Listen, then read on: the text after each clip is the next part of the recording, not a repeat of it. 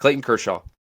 I know, it's sad. It's sad. I have watched Clayton Kershaw sit for 13 years probably since I started watching baseball. He's been my favorite player. There's never going to be another Clayton Kershaw. And I don't think some people realize this. I mean, some people are like, "Oh yeah, he's easily a top 10 pitcher of all time." I'm like, "Yeah, and the grass is green." Like, obviously he's a top 10 pitcher of all time. Like, what are we talking about?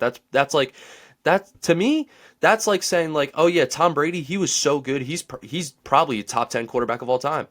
No, like It's hard to say anything other than one. And I feel like the only thing that really drags him down from a potential one spot is it's always the argument, oh, he's not clutch in the playoffs. But if you look at some pitchers that are ranked up there, some of them didn't consistently go to the playoffs. So at the end of the day, is it really are they really trying to delegitimize Kershaw's career solely based off his performance in the postseason? I right. I think I think if you try to say that he's not the best of all time because he couldn't perform in the postseason, I mean you're wrong. You're just wrong, straight up. Yeah. Yeah, I always hated that argument. Oh, he's a postseason choker. I've always hated it. And it's the same thing. I say the same thing about Aaron Judge on the Yankees.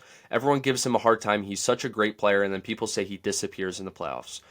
I feel like all those years with Clayton, it's a similar situation to how Aaron Judge is now on the Yankees, where all the pressure is on him because he is the guy on that team. And I'm not saying they fold under the pressure. That's not what I'm saying. But you saw like the argument I use for Aaron Judge, as much as I hate the Yankees, is that the one year he had some help with Juan Soto, they got to the World Series. It's the only time Aaron Judge has been to the World Series with the Yankees in his career, right? As soon as Clayton Kershaw started getting some help, like around 2020 when we won our first championship with him, he was great in that postseason. He won Game 5 for us in the World Series, gave us a 3-2 series lead. Nobody talks about that. Nobody talks about how he won Game 1 against Houston in 2017 and then was cheated against in Game 5 in Houston. The only reason he got lit up that game was because they knew what was coming.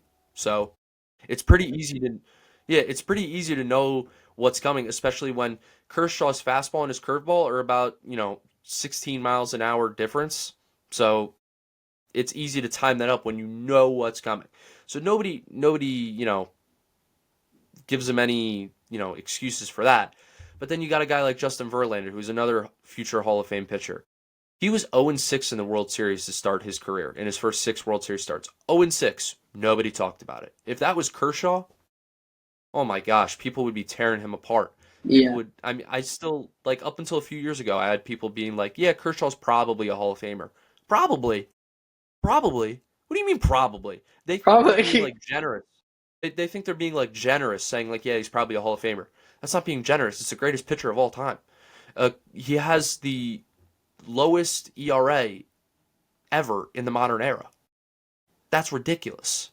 And you can argue that there are some other pitchers like back in the day that are better than him, but I think the game has evolved to the point where nowadays the players are better than the players 100 years ago, and that I think Kershaw is a better pitcher than guys like Cy Young.